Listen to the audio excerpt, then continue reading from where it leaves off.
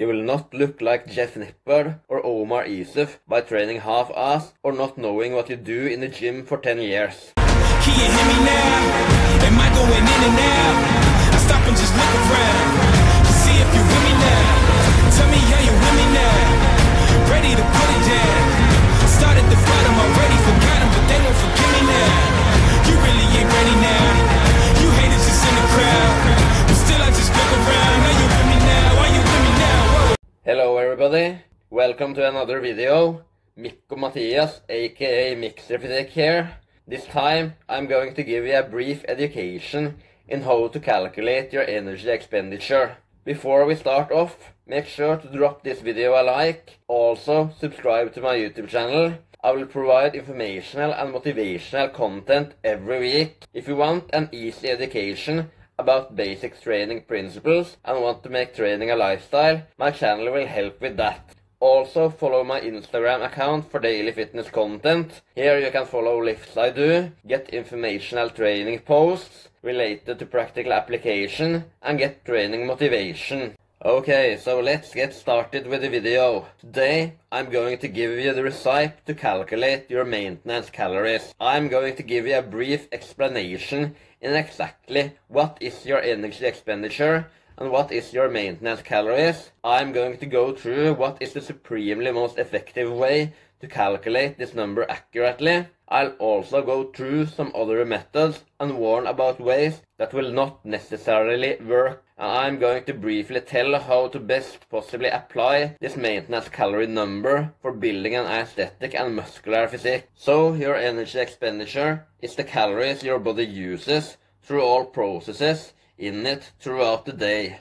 Your maintenance calories are the calories your body needs in order to maintain its body weight. This means that if you eat these calories, the change in your body weight will over time be zero. Applying the first law of thermodynamics, your calorie balance is your calorie intake from your meals and liquids minus your energy expenditure. The result of this equation will be how many calories the body will use to either store or liberate fat mass or muscle mass. Your energy expenditure can be divided into 4 categories. 1. The resting metabolic rate. 2. The thermic effect from food intake. 3. The non-exercise activity metabolic rate. And 4. The energy expended on workouts. The resting metabolic rate will mostly be determined by your fat-free body weight. However, people with the exact same body weight and body composition can have vastly different maintenance calories. And here the activity level will play a huge role in determining the magnitude of this energy expenditure. Being sedentary means that you have an office job, drive to your workplace,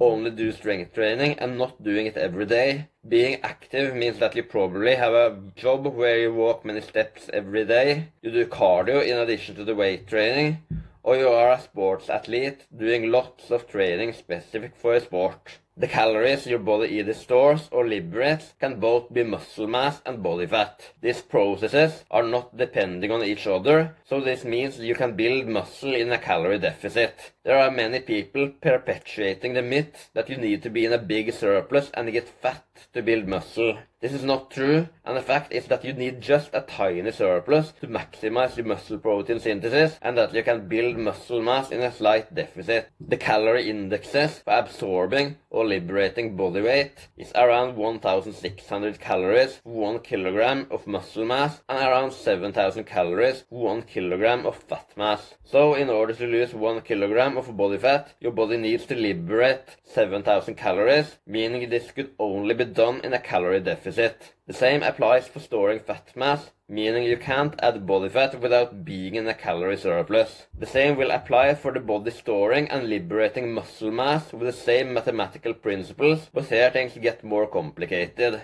For the first, you can only add on a predetermined amount of muscle mass in a year. It will be something like 10 kilograms for a beginner, 5 kilograms for an intermediate, and 2 to 3 kilograms or less for an advanced lifter. These numbers are quite the same for everybody with the same gym experience or level of muscularity, and you need steroids to surpass these numbers. Of course, you will add on some water weight or glycogen in the muscles in addition to this. If you look at the timeline, you can make gains naturally Usually, it's a 10-year process of optimized training, making the body add muscle mass in its predetermined pace. Every year, the mass you can add will decrease exponentially, so the muscular gains you can make each year will be something like 10, 5, 2.5, 1.25, and so on. You have the possibility to add on 20 to 25 kilograms of muscle mass throughout your training career. Awesome! You can go from looking like this to this.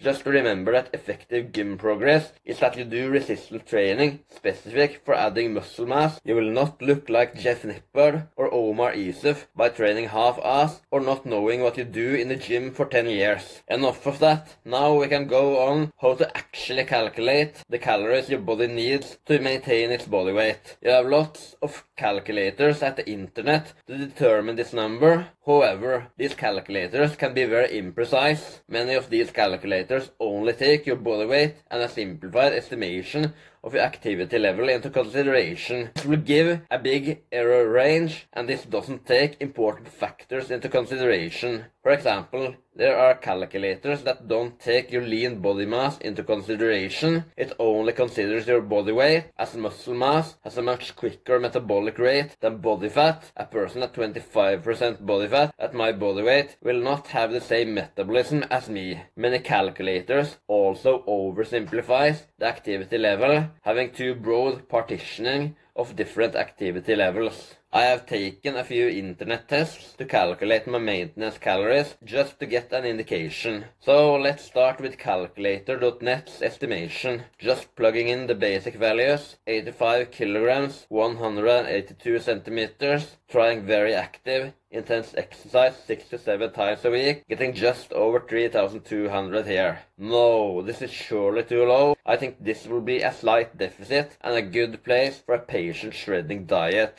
Let's try TDAA calculator. Here we also have the body fat factor, which I consider to be very important. Plugging in 13% body fat, I think most people at my body fat would take a bit lower, as everybody in this world think they are leaner than they are, but I'll give a conservative estimate. And here we get 3,400. This is a little bit better, but I still think it's a bit too low. Maybe this will be a good place for body recomposition. We also have smart clocks. Fitbits and Polars will also give a calorie expenditure number based on your body weight, steps walked, and heart rate elevation on the training. This is neither very precise and can give you some big errors. I have heard about those guys who complain, I burned 3,700 calories on my Fitbit, I'm eating 3,000 and I can't lose weight. I use my Polar clock to track my heart rate at training, and I think it's decently precise. It doesn't lie excessively about resistance training heart rate, and I think it's a decent tool to get an idea of how much of the workout is actually effective work sets. However, I don't use the clock to estimate my need. A precise calorie number every day that isn't even correct will only drive me to insanity. You can also make a quick estimation of your activity level, or probably variations in calorie needs, by looking on how long you train and what kind of activity you do and how active you are outside your training. A brief overview of net calorie burn in 60 minutes for an 80 kilo man will be around 300 from walking, 300 to 400 from effective and hard resistance training, 600 from activities like swimming, cycling, playing football or martial arts, and 800 from high intensity running. However, when you have a calorie number to stick to, the superior method to find out if this actually is your maintenance calories is to use the scale weight. I will call this a diet recall or activity recall, and you use changes in the scale over time to see if the calories you eat actually are your maintenance calories. I will recommend to address changes of at least 1 week, as day-to-day changes will go up and down based on carb, fiber and sodium intake. This will only give errors. If you have an even longer time period, like a month, the number you will get will be even more right. First, log down the number of calories you eat every day. Second, log down the morning weight every day, I will recommend to weigh yourself in the morning as you are depleted at that moment. For the first, you will weigh the least at that moment of the day, and second, the error margin of the weight will be the least at that moment as your water level is quite the same day to day. If you can't weigh yourself every day, do it at least 4 times a week. Only an average of a longer period will be good enough, as a single weigh-in can make big errors. Take the average of both weeks and get the change in kilograms. Multiply this by 7,000, which is the calories needed for 1 kilogram of body fat. Then you have the calories the body has used to either store or liberate fat mass, muscle mass, or glycogen in the muscles. Divide this by the number of days in this period. Subtract this from the average calorie number in this period. This should be a decent estimate of your maintenance calories. As the energy density for muscle mass is lower than for body fat, a little part of the weight you have added will be muscle mass. However, this value will be less than 100 calories on a short time frame. For an intermediate or advanced athlete, this will be close to 0. I will do this example on myself, addressing how my body weight changed from January to February this year. I weighed myself close to every day in this period. I logged down the approximate calories I ate every day. Remember, my FitnessPal is not 100% correct, and the average in this period was just over 3,700 calories. My body weight changed from 83.27 kilograms to 83.94 kilograms. This means my body weight changed by 0.67 kilograms in this period. 7,000 calories multiplied by 0.67 is 4,700 calories. This means that my body has used a little bit less than 5,000 calories to change the body weight if everything was body fat. An unknown part of this is muscle mass, so we can say around 2,500 calories are stored as body fat. We can say I have added around 0.3 kilograms of muscle mass. This is a reasonable estimate of what a late intermediate lifter, training hard and training right, can add in a month. So 0.3 times 1,600 calories is around 500 calories. 2,500 plus 500 divided by 30 is around 100. This means I have been in a calorie surplus of around 100. 3,700 minus 100 is 3,600. This means my energy expenditure is around 3,600 calories. Just do the same diet and activity recall as me, then you will get quite approximately your maintenance calories. So, how do you apply the maintenance calories the best way? I will recommend to be around 100 or maximum 200 calories over these maintenance calories if your main goal is gaining muscle mass. You don't need more than that. I neither do for making really good gains, as more calories will only result in additional fat gain. If you are afraid your NEAT will go up and you are probably trying to train a little bit more, you can try 300 to 500 calories over maintenance. If you want to lose weight at a good rate, you can take 500 calories away from your maintenance calories. As you lose weight, you will need to adjust the calorie number probably by 100 calories every month you lose weight effectively, or add a cardio session a week. However, I will recommend to still eat reasonable amounts of calories and meals as you are trying to lean down. I will recommend to add moderate intensity cardio instead of going on a ridiculously low calorie number. I will at some point make a full video of how to lose weight and gain muscle successfully.